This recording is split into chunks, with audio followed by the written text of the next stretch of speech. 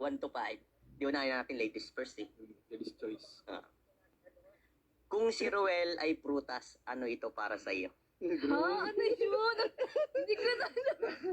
Si Ruel ay Nag-i-improve na. prutas. Ano ito para sa'yo? Nag-i-improve na yung mga tanong mo. Grabe, ang hirap ko yung Mga pang minsan ha. showbiz na. Di ba pag may mga gusto tayong prutas? Apple. Apple, bakit? Kasi favorite ko. Wow. Ubas. So ayan, ikaw naman ano? Apple Apple. tsaka ubas. Apple at saka ubas, favorite mo. Parang siya. Parang siya. Okay? Favorite kahit nakakasawa. Ay, grabe. Hindi ba? Joke lang po yun ha. Huwag mo ikat. Oh, dito na, dito. Wala itong cut kasi dire-diretso to, dire-diretso to. Hindi po, joke lang yun. Hindi naman po ako nagsasawa. Nakikita naman na. Sa apple tsaka sa ubas ako nagsasawa pero sa kanya hindi. Selos ka ba kapag may nakita kang ibang kasama si Rachel? Ibang kasama. Yung totoo ha, yung totoo na talaga. Actually, hindi naman. Pero depende yan sa mga kasama niya. Pero alam ko naman na may tiwala ako kay Rachel. No?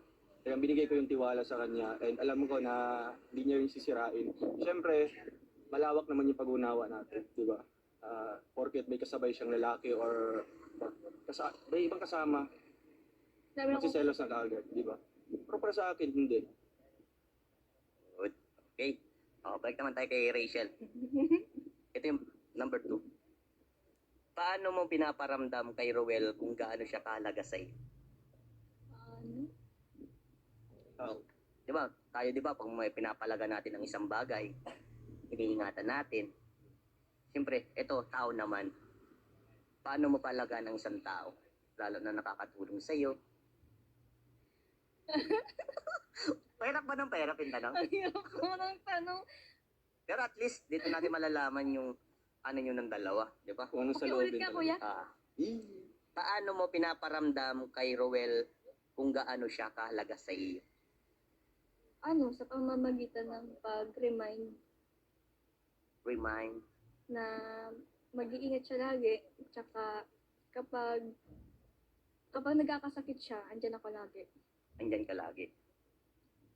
Wow. Kahit hindi niya hingin, Kahit pupunta kami ni Papa. wow. Ay, nasama din si Papa mo. Oh, at least kanina nakita ko din na inaabutan niya si Ruel. Ano, parang anak na din talaga.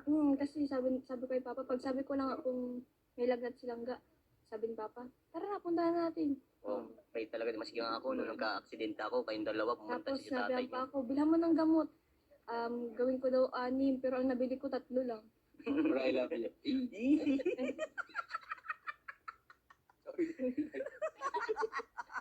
Gawin nga. Grabe, okay. Ito yung number 7 para sa iyo. Ano-ano ang pangarap mo para kay Rachel? Siyempre, on the process yan, di ba? Yung pangarap ko talaga sa kanya is makapagtapos una ng pag-aaral, di ba? Makapagtapos ng pag-aaral, after makapagtapos, makahanap ng magandang trabaho, matulungan yung pamilya niya. Kasi gusto ko talaga na maging stable yung unang-una yung family niya.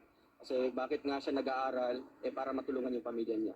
After that, no, kung ready na po siya sa kung ano ang plano ni Lord, why not, di ba? Pero talagang unahin dapat makapagtapos ng pag-aaral, makahanap ng magandang trabaho, and matulungan yung pamilya. Yun ang pinapangarap mo. Yun talaga yung pinapangarap. Napakabuti Di mong ba? lalaki. Napaka-simple lang. Alam mo, hanga ako sa mga ganyan lalaki. Kasi ang ibang lalaki, nagmamadali. Yung inaano agad ng babae. Parang nirarush na, maging ganun tayo. Pero ikaw bro, nakakahanga ka, no? Bilang ako, lalaki din, talagang nire-respeto mo ang babae at inuuna mo ang kanyang pangarap. Tama yan, bro. Siyempre, nung hindi pa kami nagkita, ganito. Siyempre, may mga pangarap na siya. No? May mga pangarap na siya dati pa. Yun talaga yung pamilya. Yung family talaga. Kasi nga, yun talaga yung unang tumutulong sa kanya, di ba? Yung bumuhay sa kanya, yung pamilya niya. So, ano na lang, mukhang sa, yung pag-give back, di ba? Pag-give back sa family. Yun talaga yung iniisip ko palagi. Dating, kakahanga ito. Ito naman, sa'yo, yung number 3, Rachel. Anong ayaw mong gawin sa'yo ni Ruel? Ayaw ko. Yung sirain ng tiwala. Sirain ng tiwala. Ano pa?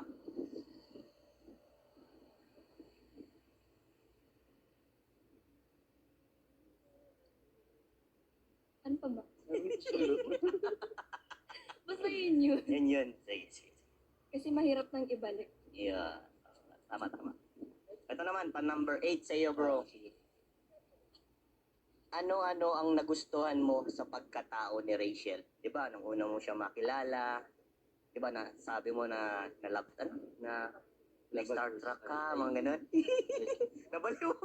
Ano lang yun sa palabas. Mangyayari yan sa totoong buhay. Yes. Siyempre, Baka nangyari kasi sa'yo. nga, yung mga sa palabas, mukhang reflection yan ng totoong buhay, di ba? Oo. Na-experience yan. Yes. So, ano yung tanong mo, bro? Ano yung katangian Ano-ano ang nagustuhan Ay, mo nagustuhan. sa pagkatao ni sa Rachel? pagkatao ni Rachel? Siyempre, nalaman ko na kung anong pagkatao niya. Ni-in-stalk.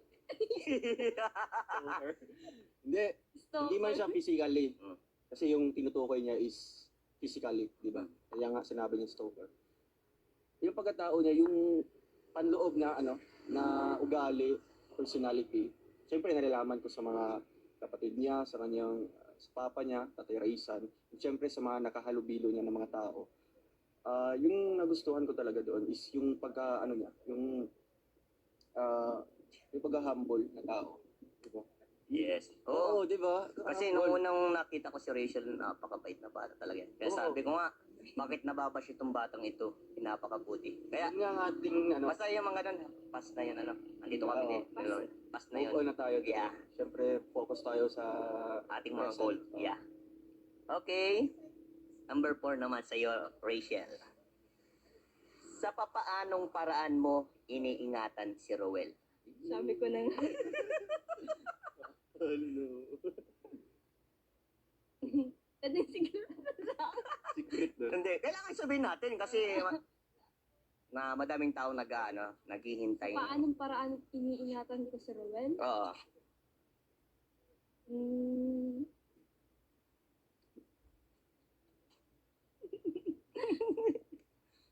Oh, kailangan Sabi ko dapat may masabi ka. Ano kaya? Ano kaya? Paanong paraan? Sa paanong paraan ba kita iniingatan? Yun kasi.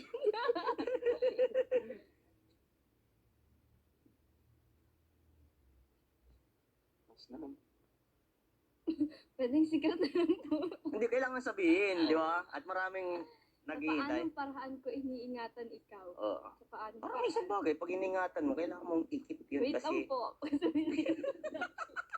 Sige. Ang hirap kasi. Ang hirap magbigay ng exact word. Sige. Baka kasi mali. Baka mamali ako yung sabihin. Hindi yan. Hindi ka mamamali kasi lagi mo siyang kasama eh. Oo. Kung anong nasa dito at dito. Yes. Hindi na yun pwede pag-iisipan ko. Yes. Right? Nga. Kung saan na yung lalabas sa bibig mo, kung talagang Nakakapangwalong tanong na tayo eh. Yung hindi po mawala yung tiwala sa akin. Hindi mawala yung tiwala. Yun ang iniingatan mo. Yun. Alright. Alam mo sa tiwala, yun talaga pinaka number 1 na iniingatan. Lalo na ng couple, no? Sa mag-boyfriend and girlfriend. Tiwala. At sa mag-asawa, ganun din. Okay. Ito naman yung number 9 para sa'yo. Ano? Ang hirap naman ng mga tanong ko. Gaano? Parang hahaluin ka ni Ka Vincent. Sige. Ito, number 9. Gaano kahalaga sa'yo si Rachel? Gaano kahalaga? Yes. Gaano kahalaga si Rachel sa akin? Oo. Like family, mahalaga di ba sa'yo? Si Rachel naman, yung pag-uusapan naman natin dito. Oo. So just like sa pamilya, di ba? Kasi nga, yung talagang pinakamalagay is yung pamilya, no? Dapat di masira yung relasyon doon. Kagaya din yung kay Rachel, no? Talagang mahalaga siya sa akin, no? Kasi nga, hindi lang siya nakapagbigay ng saya sa akin, kundi yung nababalik yung yung alam mo yung feeling na talagang mas may in love ka. Ganyan. Kaya, matagal ko nang gusto mag-feel ulit di kasi nga siya yung pangalawang ko. Pero sa ngayon talagang Pangalawang alam ko, oo. Pero siya yung pangalawa at huli. Pangalawang Pangalawang hindi pa naman Sige. official talaga. Pero alam ko na diyan din darating. Darating ang panahon. Kasi nga, di ba? Andun lang yung yung trust, Yes. loyalty, tsaka understanding. Pag Alright. nandyan yan, talagang masasabi And then ko believe sana. kay Lord. Yes. Unang-una center, put God in the center Oh, yes. our relationship. Yeah. Okay, number 5.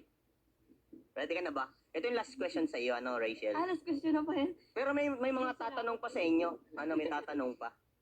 Ito yung last question sa iyo. Ano ang nararamdaman mo nung unang beses kayo nagkita ni Ruel? Sabi ko, parang bago sa paningin ko.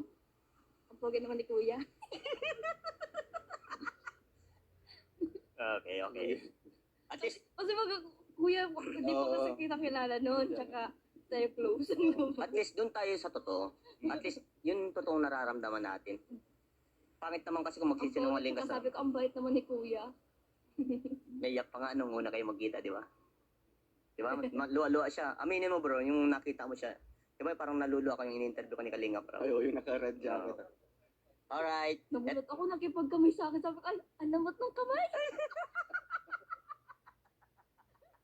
Okay. Dami naman kikiligin ito. Ito, number 10. Ano ang gusto mong sabihin kay Rachel? Ruel, last question sa'yo.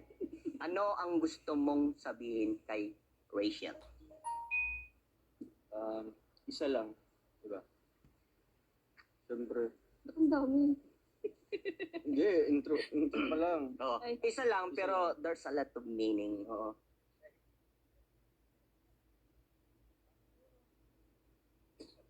Yung masasabi ko sa kanya. Oo. Yung totoo talaga, yung nararamdaman mo. Agad? Di ba pag isang tao, pag gusto mo, may isang sinasabi. Anong gusto mong sabihin? Kasi yun, Siyempre. pinaka-on board na madami mong sasabihin. Siyempre, makikita na sa actions, di ba? Anong pagpapahalaga ko sa kanya. Ano yung iniingatan ko siya. Siyempre, mahal kita. Yun. Oo. Kasi ang isang word na mahal kita, maraming ibig sabihin yun, di ba? Okay. So, yan, ano naman tayo? Sample naman. Iba naman, ang tatanong sa inyo, si Okay. Uncle Brooks mo. Kuya Brooks, kumari po, dito ka Kuya Brooks. Kasi for respect lang, siyempre, uncle ka po ni siyempre, may gusto lang pa kung sa iyo na baka may gusto ka pong itanong sa kanilang dalawa. 11 ka, pang 11. So, mas sa malamang magugulat kayo. Sige. Isang tanong lang pala, pero sabay na. Bigla. Kung magiging kayo at maraming nananalangin na maging kayo habang buhay.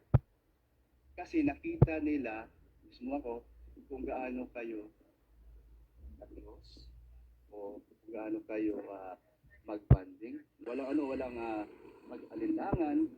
So, sa madaling salita, kayo na nga. Okay, di pa tapos. Di ba? Kayo na nga. Okay. Gulat ako dun Anong plano mo bilang lalaki? Magiging ilan o gusto mo na magiging anak? Di, halimbawa. Halimbawa. Okay. Halimbawa lang. Sa inyong dalawa daw. Ikaw, isa mo na sumagot. Ilan ang gusto mong anak? Gusto ko 4. 4. Siya yung may gustong 4. So, Okay. hanggang doon lang tayo, huwag nang lilima kasi tama na yung 4. Oh. Ikaw naman, Rizal? Hindi ko pa alam. Ano lang, yung kanya Tingin mo sinabi, sa tingin mo lang, yung ano lang naman to, din naman totally na, kumbaga, puro lang. Tanong lang. Isa. Pero may ganun talaga. Respetuhin mo din yung kasi sa pagpapamili, need mo din kasi family plan. Susunod yun. Bakit gusto mo lang isa?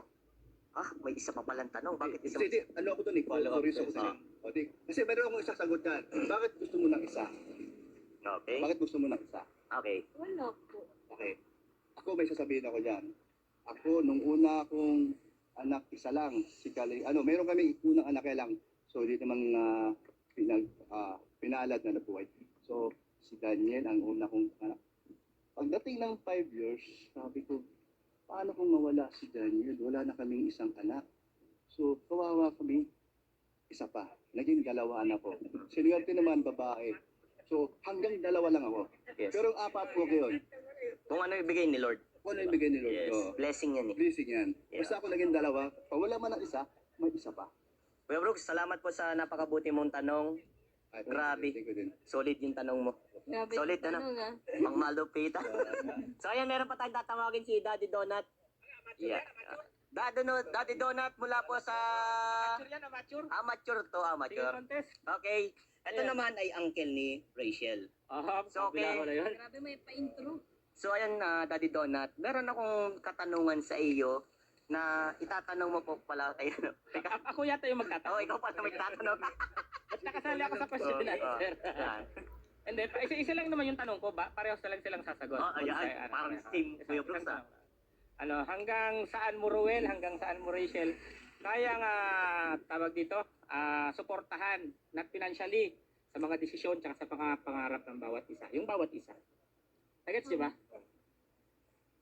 Hanggang dulo. Hanggang dulo, ikaw. Hanggang sa walang hanggan. Okay na ako dun. Masaya ka na dun. Okay na ako dun. So ayan, salamat Daddy Donut sa napakaganda mong katanungan. Grabe. Nakakabitin naman yung tanong ni Tito.